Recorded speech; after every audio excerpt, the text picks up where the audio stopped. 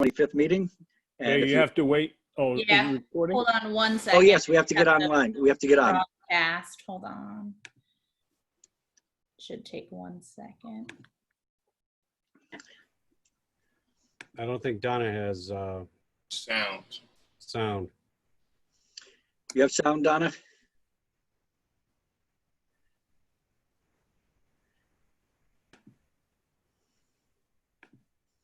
She does not. Nope. Donna, you should try muting yourself on here and calling in the phone number. If she can hear that. Yeah.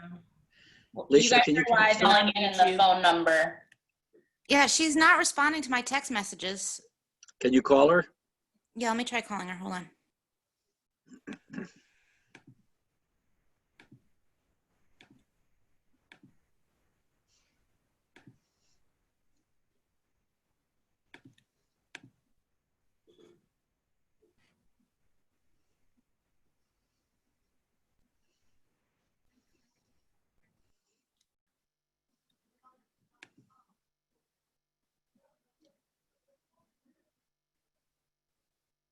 Can we pause the streaming on YouTube until we get Donna? I can just stop it and start it again. Yeah, so we just announced to the people that are maybe tuning in, we're going to pause until we can take care of a technical difficulty, and then we will be back on.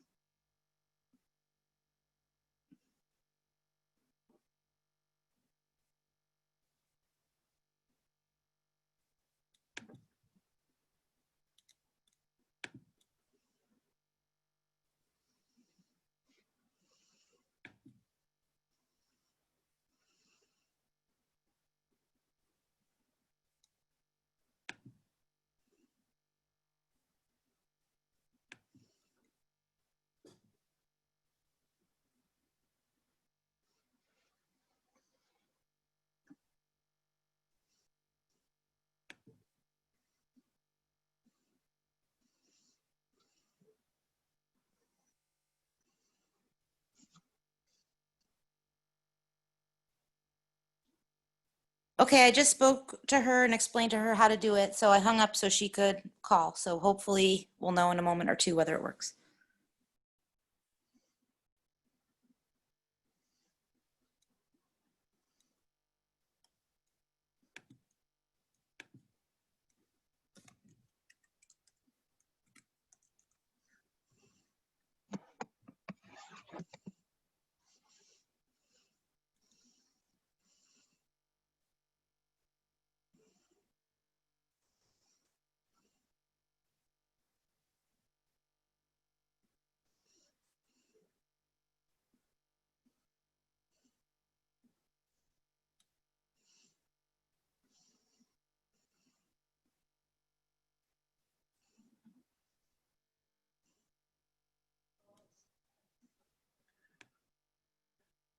We're also still waiting for Mario. Oh, no, we're waiting for Mario? Yeah.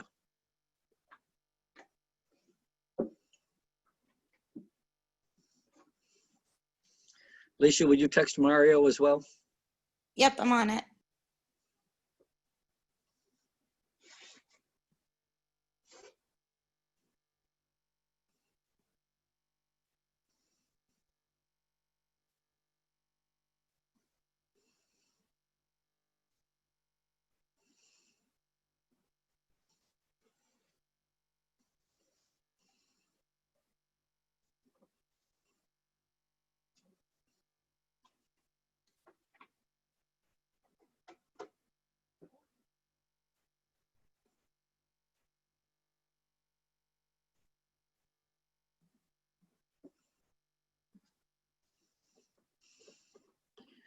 Apparently Donna is still having trouble.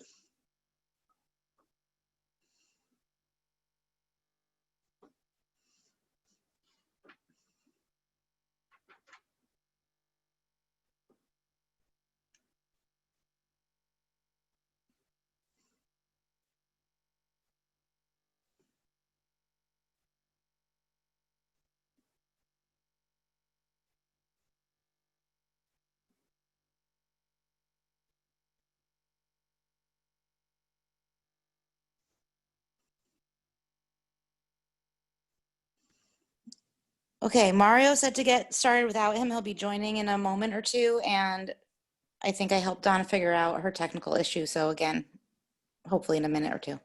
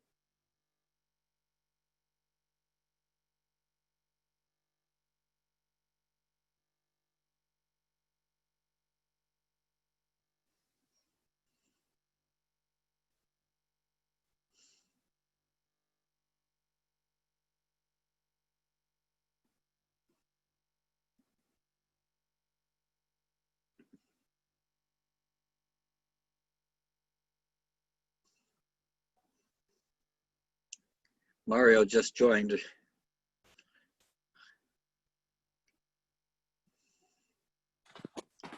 So I don't know what's happening with Donna. If you'd like, Mayor, I can fill in and take. I'm role. on. I'm on. Oh, you're Okay. on. Great. Okay, unmute yourself. Okay, you can start us, Sabrina. Yep, give me 1 second. And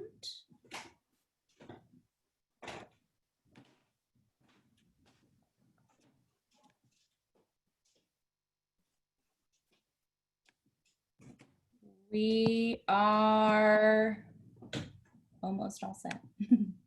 Mayor, it's Mario Capola. I'm on as well. Sorry. So Yes, I saw you. Okay. Thank Okay, it says that we're now streaming live. Yep, we're all set. Okay, well, I'd like to call to order the August 25th meeting of the Common Council. If you will all please rise for the Pledge of Allegiance. I pledge allegiance to the The flag flag of the United States of America, and to the to the republic for which it stands, and one one nation, nation, under God, under God, indivisible, indivisible, with liberty and justice for all. Thank you. Clerk, if you'll please call the roll and read the announcement.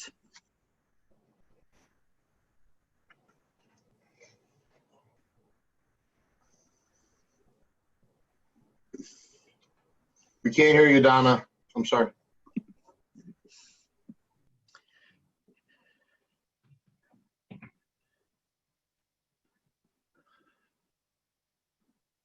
You're muted.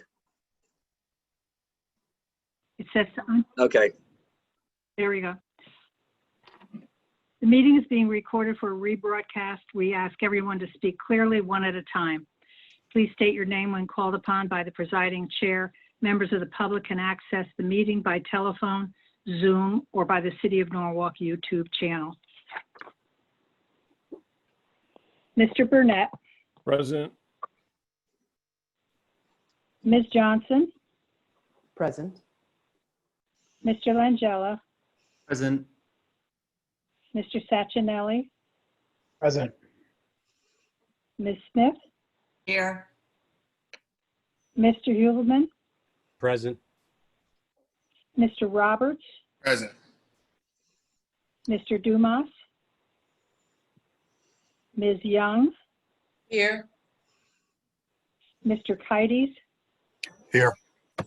Mr. Theodorides, Here. Mr. Keegan, Here. Mr. Sirenides, Here. Mr. Livingston, Here. Ms. Shanahan, Here. 14 present. You have a quorum. Thank you. Next item on the agenda is the acceptance of the minutes of the regular meeting of August 11th, 2020. Do I have a motion? Mr. Livingston moves. Any corrections, deletions, omissions? No corrections? Okay, seeing none. All in favor of the minutes as submitted? Opposed? Abstentions? Motion carries unanimously. There are no resignations. I'm sorry, public participation. Do we have anybody logged on to speak, Ms. Church? We do, Mayor. We have Diane Lauricella. Diane, you should be allowed to unmute yourself now to speak. Thank you very much. Can you hear me? Yep. Yes, we can. Okay, thank you. I'm here tonight just to speak in favor of an item on the agenda in the Planning Committee, the Solar for All program. I love their focus on low and middle income families, and I do think they will do, with the setup that they have with Posigen and the Green Bank, that they'll do a much more thorough job than our previous solar efforts, although they were okay. I think this will add to the numbers, but also they will also give each of their clients a home energy assessment for efficiency, which is actually the very important step, and it's also a learning experience. I know several of the towns that have worked with the Solar for All program in Connecticut, and they've had a very good experience. I know in Hamden, the energy and sustainability coordinator, she told me it was a great experience with Posigen. I think that they're giving to our citizens a priceless experience, as well as saving money in their lease of their roof. I want to make sure that in the near future, and I'm happy to work with Darlene Young and others, that the second and third taxing district, which are part of the Connecticut Municipal Electric Energy Cooperative, or CMEC, unfortunately, CMEC-related towns or areas, in other words, people that pay or get their electricity from second and third taxing district, in this case, in our city, they are not eligible for this particular program. However, there are other opportunities with the individual solar companies themselves. They can work with CMEC towns. It's just that this program, Solar for All, cannot.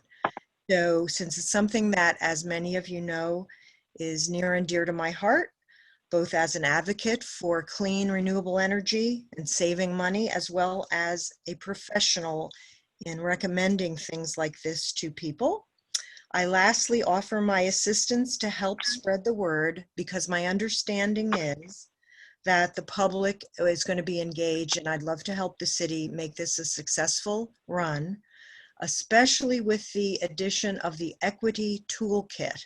In the case of such a diverse town, it's a wonderful addition, and it's something that I, again, have as an advocate, and professionally, I've worked in the equity, with the equity community. So thank you for, I'm glad the staff flagged this. I think it's a great program, and I'm happy to help. Thank you. Ms. Church, is there anybody else? Nope, that's all. Ms. King, do you have any emails of people wishing to address the council? No, Mayor. Okay, so back to the agenda. There are no resignations and appointments. Under remarks, for me, just a few tonight. We are planning in our reopening plan. We are at this point in time planning to reopen to appointment only City Hall on September 8th, the day after Labor Day. We will be planning on having people call in to make an appointment for whatever department it is they wish to visit. They will come into City Hall. They will have a device there which will be able to monitor the individual's temperature. Anybody over 100 degrees would be asked to reschedule. We are also planning on having a scheduling software so that the guard will know exactly who has appointments and who doesn't. The person coming in will will present an ID. Hopefully we will have the technology at that point to make the person a badge, and then call the department where this individual is going to visit and have them come down and escort them. The reason being that we still are seeing things happening around the country, and certainly right here in the state of Connecticut with Danbury just having a significant spike in some of their COVID-19 cases. So we are not out of the woods yet, and we want to make sure that we have been what I consider to be, and I think others do too, we've been very cautious, and we've been very relatively successful in making sure that we do everything we can to minimize the outbreak in our community. And we want to make sure that we don't take our foot off the gas pedal now. We want to continue being cautious. We want to continue protecting our citizens. We also have announced that the schools will now be opening on September 8th for people who may have missed that. We had a discussion, I had a discussion with Dr. Estrella, and when she found out that we were opening City Hall on September 8th, she thought it was wise to push the school year back a couple of days so that teachers can have more professional development and they can prepare to do things in the schools to make sure that the students and the staff are going to be protected as well. The state of Connecticut has provided $8.2 million to the Norwalk Public Schools to help with their reopening plan.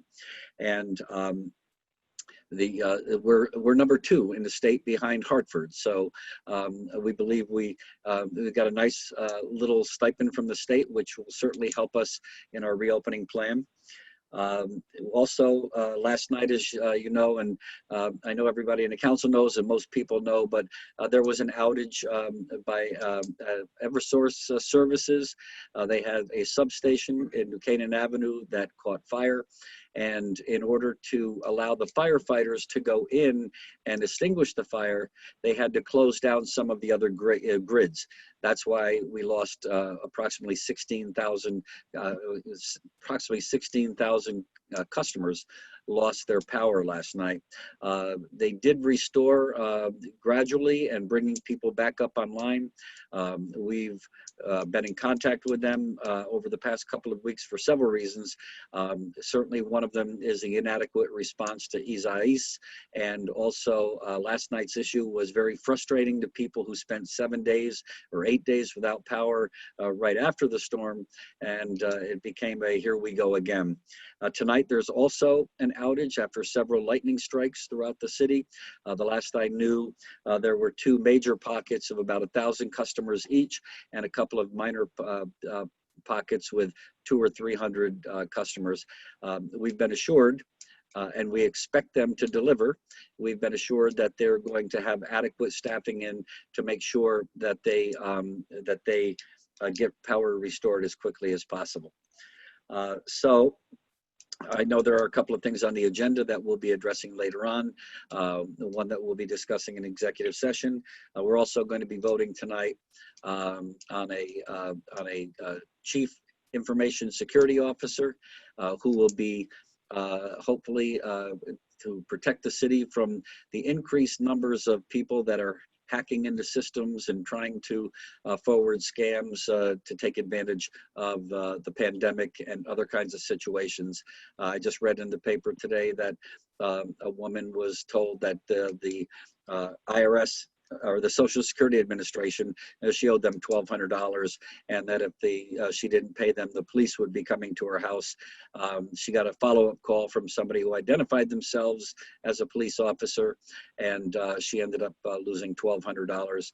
A senior citizen who I'm sure that was quite a difficult thing for her. So we want to make sure that we protect ourselves, protect our citizens, protect our city from the same kinds of things. And Mr. Dakowitz is joining us tonight, as well as Karen Del Vecchio, and I'm sure they might want to make a comment about that. So with that, I will now turn it over to the Council President, Ms. Smith. Thank you, Mayor. I am thankful that we are all able to be here tonight with so many power outages again tonight. After last night, it's pretty unnerving, and I think everyone's nerves are pretty frazzled after all of the outages with Isaias. And so I'm thankful that we're all here. I'm also thankful that those who do not have power and would like to be joining us are able to do that at their own convenience once they get power back with the wonders of Zoom and YouTube. I have no further comments at this time, and so I'll turn the consent calendar over to Mr. Hoovelman. Thank you, President Smith. Consent calendar for August 25th. 7, Common Council Committees. 7A, Finance and Claims Committee. 7A1, accept and approve the report of the Claims Committee dated August 13th, 2020. 7A2, for information purposes only, narrative on tax collections dated August 13th, 2020. 7A3, for informational purposes only, monthly tax collectors report dated July 2020. 7B, Ordinance Committee. 7B1, approve the following revisions, amendments to City Code Sections 32-8 of the City Code, Chapter 32-8, Prohibitive Gifts. And back to you, President Smith. Short and sweet. Thank you, Mr. Hoovelman. I will now call for a vote on the consent calendar by roll call. Mr. Burnett? Aye. Ms. Johnson? Yes. Mr. Langella? Aye. Mr. Sacchinelli? Aye. Mr. Hoovelman? Aye. Mr. Roberts? Aye. Ms. Young? Yes. Mr. Kites? Yes. Mr. Theodorides? Yes. Mr. Keegan? Yes. Mr. Sirenides? Yes. Mr. Livingston? Yes. Ms. Shanahan? Yes. All right, the consent calendar passes unanimously. Back to you, Mayor. Thank you, Ms. Smith. And thank you, Mr. Hoovelman. That was quite a well-done job. You could have done it while you were still holding your breath. It was so short. Short and sweet. Just All like right, Mr. Kites, item 7C1.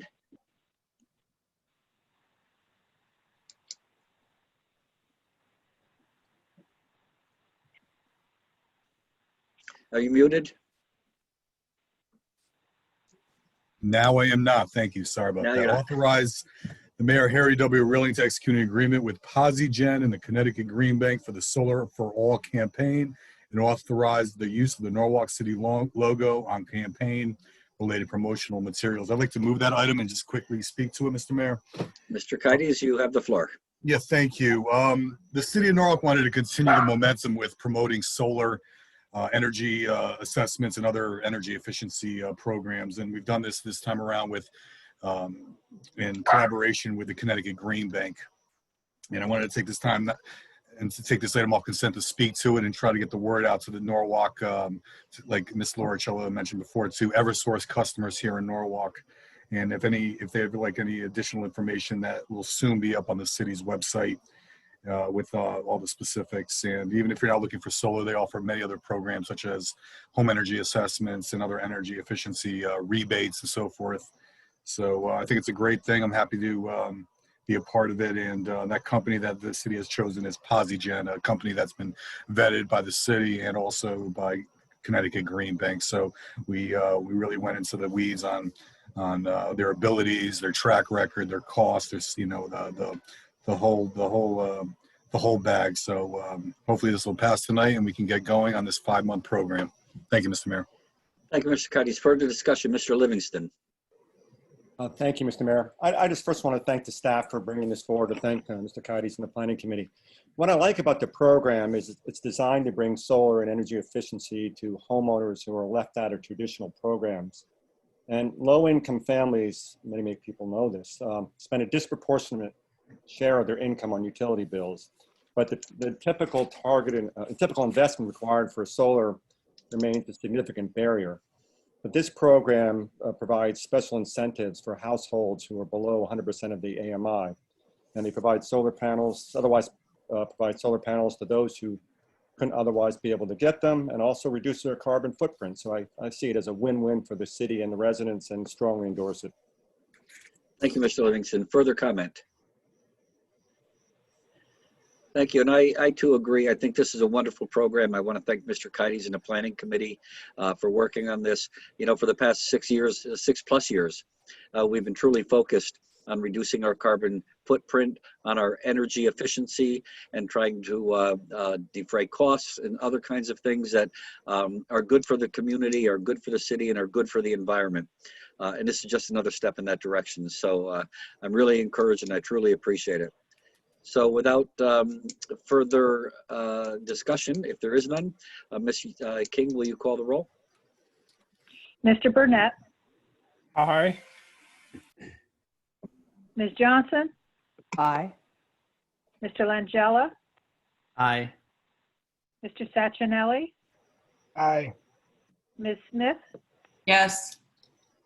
Mr. Hubelman, Aye. Mr. Roberts, Ms. Young, Yes. Mr. Kites, Yes. Mr. Theodorides, Yes.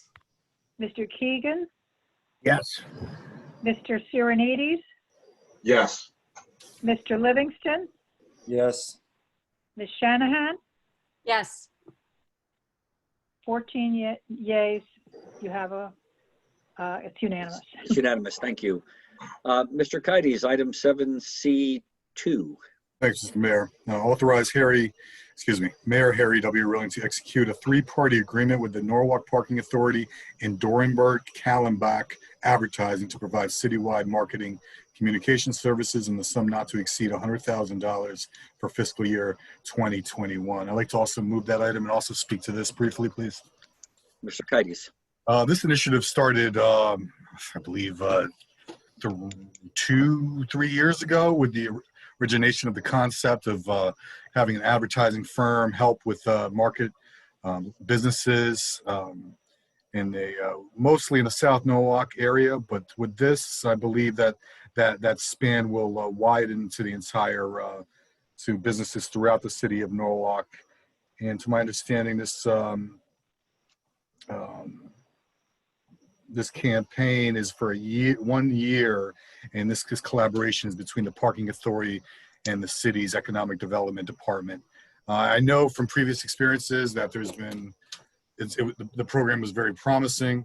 Businesses were, as being an active business owner out there in Norwalk, I felt like they did a great job with marketing and getting the word about local businesses, and not just in regional. I mean, just not here in Norwalk, but regionally, they got the word out. So I'm very optimistic about this new company that we brought on board, Dorenburg Kallenbach. I think they stole the show during the RFP process, and I'm very hopeful that they can do equal or if not better job than their predecessor. So I guess I'd like to move that item and hope to have the support from the council on it. Thank you, Mr. Kites. Further discussion. Mr. Sirenides. Yes, thank you, Mr. Mayor. I just want to add a little bit to what Mr. Kites said. He's absolutely correct. Going forward, this program is going to expand to the entire city, and we're originated with just a central location, primarily in South Norwalk, and mainly the restaurant businesses. This is going to go a lot further. It's going to be a lot more broad. It's going to involve a lot of different variety businesses, not just focusing on the restaurants. I think it's going to be a great move for Norwalk. And I also want to add that with Dorenburg and Kallenbach, they bring experience working with the state CT, Connecticut Parking Authority, and multiple other municipal clients, which opens up an opportunity for partnership and cross advertising. So we should see a big benefit going with them. Thank you. Further discussion. Yes, I too think this is a great program. You know, that these are challenging times and a lot of our businesses are struggling. A lot of them are trying to keep their head above water. And we need to help them market their product, help bring people an awareness of what Norwalk has to offer. We have a really, really great community here. Our proximity to New York City, the amenities that we have, the things that we have here in the city, the restaurants and the shops. You know, it's a place where people want to come, they want to visit, and we need to provide information and help some of our local businesses thrive, especially since a lot of them have suffered during the pandemic by being closed. So I think this is a great program, and again, kudos to the team planning committee that worked on getting this in, and kudos to the interview team that selected the new vendor. So having said that, if there are no further discussions, Ms. King? Mr. Burnett, Aye. Ms. Johnson, Aye. Mr. Langella, Aye. Mr. Sacchinelli, Aye. Ms. Smith, Yes. Mr. Huelman, Aye. Mr. Roberts, Aye. Ms. Young, Yes. Mr. Kides, Yes. Mr. Theodorides, Yes. Mr. Keegan, Yes. Mr. Sirenides, Yes. Mr. Livingston, Yes. Ms. Shanahan, Yes. 14 yeses. It passes unanimously. Thank you very much. Now, item 7D1, Ms. Smith. Yes, thank you, Mayor. Approval of and vote on position description of Chief Information Security Officer. I would like to move that and speak to it, please, if I may. Ms. Smith has moved it. Ms. Smith, you have the floor. Yes, ransomware attacks have been increasing for quite some time and met a record high last year, costing victims millions and millions of dollars. Municipal governments and educational institutions are particularly vulnerable to ransomware attacks. And one of the things that's really scary is that we store huge amounts of identifiable information that are at risk.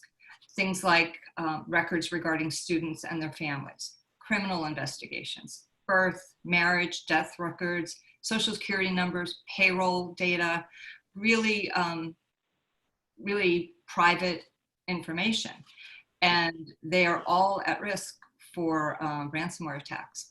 So I feel really strongly, and I hope that you will too, that we really, really need the position of Chief Information Security Officer. Something about this position that I'm particularly pleased about is that this officer will cover both the city and the Board of Education. That's one person to oversee both sides of our operations, and so that's great. It's the first time I think we've seen that. I feel that this Chief Information Security Officer is a critical position. In this day and age, we can't afford to be without this position. We have Karen Del Vecchio and Henry Dakowitz here to contribute some additional information and answer any questions that you might have. Maybe Karen, do you want to start? Certainly. Thank you, Councilman Smith. And just the key takeaways, I think, from what you spoke about is, the city is the caretaker of critical private information related to citizens, students, and their families, employees, retirees, and municipal operations. Personally identifiable information is also regulated information. There are federal guidelines as to how this information should be stored and transferred, and we're caretakers of that information. We need a central point of responsibility, someone who is at a peer level with the senior leadership team, whose primary focus and is dedicated to the creating this security and information privacy plan and making sure that those guidelines are being adhered to across all departments, as well as to work with departments in order to help them be in compliance. As you mentioned, we are under a greater level of attack. We've seen this with COVID-19, that municipalities and particularly healthcare organizations are key targets right now. So this really is a position that's really at the forefront to be able to help us in crafting these plans, these protocols, and these procedures, and then taking that training to our employees. We really need a central location to bring together a plan in place for both the entire city and the Board of Education. Henry, is there anything you'd like to add? Sure. Henry Dacko, CFO. Karen, as the IT expert, summed it up. But Barbara, you mentioned an important point about authority and reporting relationships.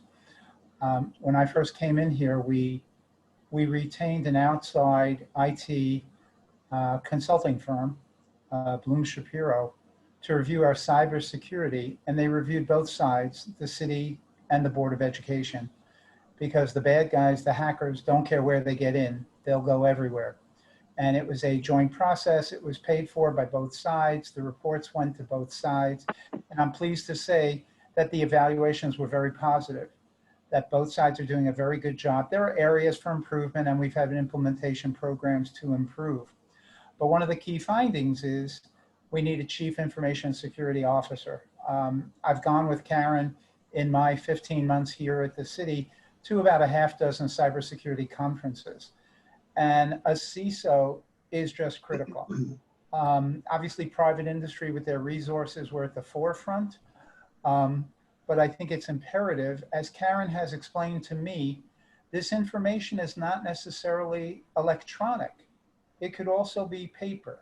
So if you have a department where over the phone, they have a citizen who's charging something to pay us. It could be taxes, it could be a fee, and they write down the credit card number. If we don't shred that and watch where it's disposed, we could have exposure. So we have children's information, health information from the health department. We have financial information, important records. So all of that information, both electronic and paper, must be secured. I just presented 2 weeks ago to the credit rating agencies. They were fascinated by our cybersecurity approach. And we said we had 3 areas. One was technology-based approach. That's where Karen and Ralph Valenzici work with our outside consultants to make sure the endpoints, the network, the training of people so that they don't succumb to phishing attacks.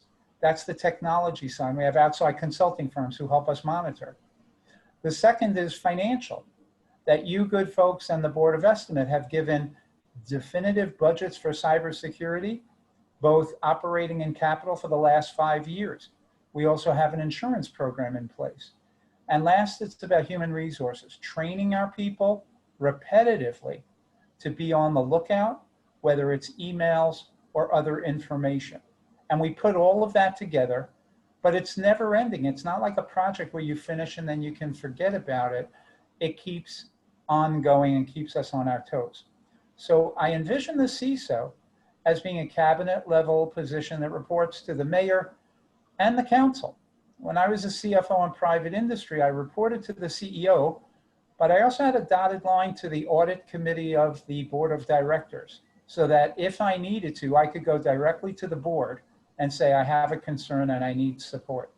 And we look at the CISO as being that significant to the entire operation. And therefore, they are looking at electronic and paper information. They're looking not just at cybersecurity, but just privacy. How do we make sure that all this information that is in our possession is protected and guarded from being revealed improperly? We think it's a critical role. We are hoping, we are stretching with as much resources to pay this individual, but as you can imagine, CISOs are in very high demand everywhere. And maybe, knock on wood, but maybe with COVID and people being unemployed, we might get lucky and get a better individual than we might have gotten at other times.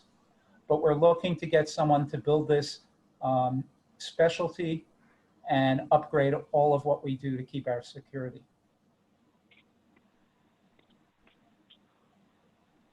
Thank you, Mr. Dakowitz. Does anybody have any questions? Mr. Livingston. It's not really a question. I actually just want to compliment you for moving this forward. It's something that I and others have discussed over the last several years. And I think it's a critical need for the city. And I think your comment, Henry, is telling that it's a lot of demand for this because other cities recognize the importance of this position and the various vulnerabilities, cities particularly have. So I think it's terrific. I heartily endorse it and really glad to see it happen. Thank you, Mr. Livingston. Can I just add a comment? But you should just be aware that we in Norwalk are viewed as doing a pretty good job. Karen Del Vecchio was invited to be a panelist. I believe it was CCM, I'm not sure, on cybersecurity. So we work hard. I give Karen and Ralph kudos for their recognition of what we're doing. And yes, we have to keep advancing. So thank you. Mr. Keegan, I believe you had a question. Not a question, Mayor. Thank you. Just a comment. I've spoken to a number of people about this position, and I am fully supportive of it. It's a needed position for the city. And at the cabinet level, this person must be able to move within the organization laterally and not vertically. So I am 100% supportive of it. Thank you. Mr. Burnett. Yes, thank you, Mr. Mayor. I'm very supportive of this position, and in particular, one of the roles of the position, which is business recovery and disaster recovery. I think we've experienced impacts to our community due to natural occurrences, and to ensure that we have a business recovery and disaster recovery plan in place, I think is critical to our operations. So I'm very supportive of this individual coming in and ensuring that we have a sound and capable and tested plan should we experience any type of natural or business impact that could slow down our operations. Thank you, Mr. Burnett. Mr. Hooverman. Yes, I just a comment that, you know, I think COVID has exposed the dependence that we have now on technology and the need to secure that technology. And I'm glad we're moving forward with this. I'm heartened that we've been in the forefront, that we are as secure as we are, but I'm glad that we're taking the steps to continue us into a 21st century ideology where tech is concerned, because this is incredibly important as we move forward. So I appreciate what you guys have done, and I fully support this this initiative. Thank you, Mr. Hooverman. Further discussion, comments? I also I want to congratulate the team. One of the things I failed to mention at the beginning of the meeting, Henry and Karen and the IT team and the finance team and actually the entire team worked really, really hard. And we just issued our capital budget bonds, and we got an interest rate, I think, of 1.67, Henry? Yes, sir. 1.67, which is astronomical. And the reason we got that is because people want to invest in our community, because once again, all three bond rating agencies found us to be fiscally responsible, fiscally sound, and we are AAA bond rated through all three agencies. And that's a testament to the hard work of the team, of the council, of the administration, the people that work for us, who really, really know what they're doing and do it well. So I wanted to just remind everybody about that and thank Henry and his team for that as well. So if there are no further questions, no further discussion, Ms. King? Mr. Burnett? Aye. Ms. Johnson? Aye. Mr. Langella? Aye. Mr. Sacchinelli? Yes. Ms. Smith? Yes. Mr. Huvelman? Aye. Mr. Roberts? Aye. Ms. Young? Yes. Mr. Kites? Yes. Mr. Theodorides? Yes. Mr. Keegan? Yes. Mr. Serenides? Yes. Mr. Livingston? Yes. Ms. Shanahan? Yes. 14 votes, you have a unanimous vote. Unanimous, thank you.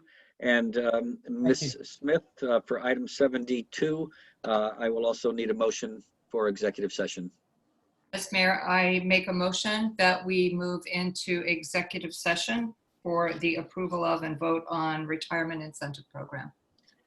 There's been a motion for executive session. All in favor, please signify by raising your hand. Opposed? Abstentions? Motion, Ms. Young? Yes, I have to recuse myself, Mayor. Okay, yes, I understand that totally. Thank you. So we are now 13 in favor, 1 abstention, Ms. Young, and we are now going into executive session. Ms. Young will be recusing herself, and inviting into executive session will be, I believe, Ms. Smith, Mr. Burney, Ms. King, and Mr. Capola. Is that correct? And Mr. Dakowitz, I believe. Oh, okay, and Mr. Dakowitz, okay. So thank you, and Ms. Church, if you could arrange for us to go into executive session. Yep, I'm gonna pause this and then you guys can leave this meeting and go to the link that I provided you. Okay,